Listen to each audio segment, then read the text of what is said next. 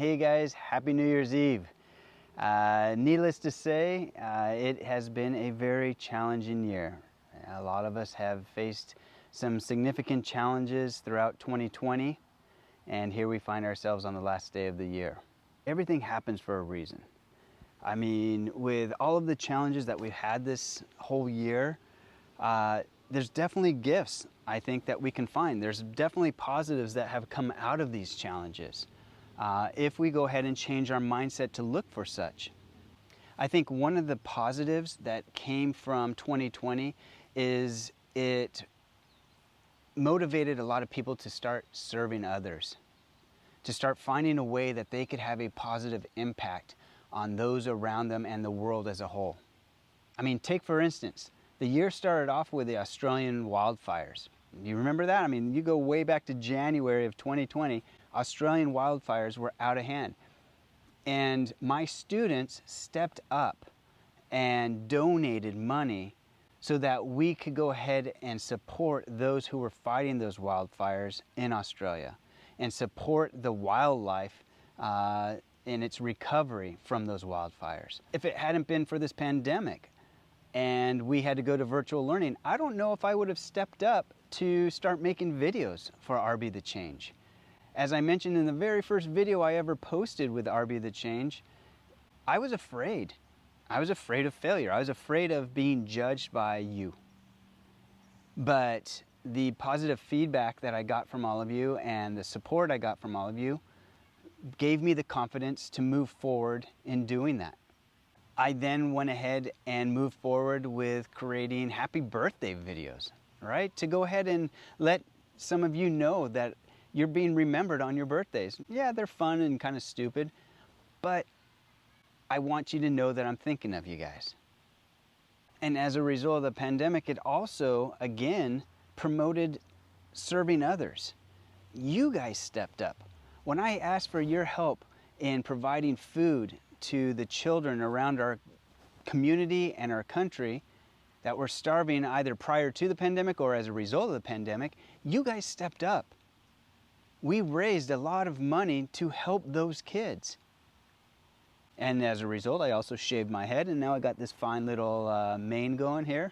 But it brought you guys to service. It brought you to service. And then we also had the George Floyd incident and several other incidents with police brutality. And that led to people coming out and finally making their voice heard. And I'm not talking about the black community only. I'm talking about people of all races, all ethnicities, all religions. A very diverse crowd of people came out and said, this is not acceptable in our country. This is not the United States that we want to live in. And the vast majority of people took part in peaceful protests that brought the attention of the injustices in our country to those in power. And thanks to students like you, particularly Drew Sis, who organized one of the largest peaceful protests in Rancho Bernardo, our voices were heard. And the momentum has began, but we have to keep up that momentum. We have to continue to demand that changes take place so that all of us have the same opportunity, that all of us are respected in the same way. And then Black Lives Matter went ahead and resulted in the creation of More Than a Vote, with a lot of your celebrities getting out there and not only pushing people to go to the polling booths and vote this past November, but also pushing individuals like you and I to make it easier for people to vote.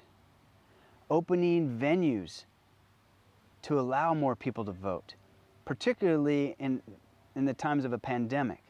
You and I were there again, supporting those efforts, motivating people to get out there and make their voices heard in a peaceful, healthy manner.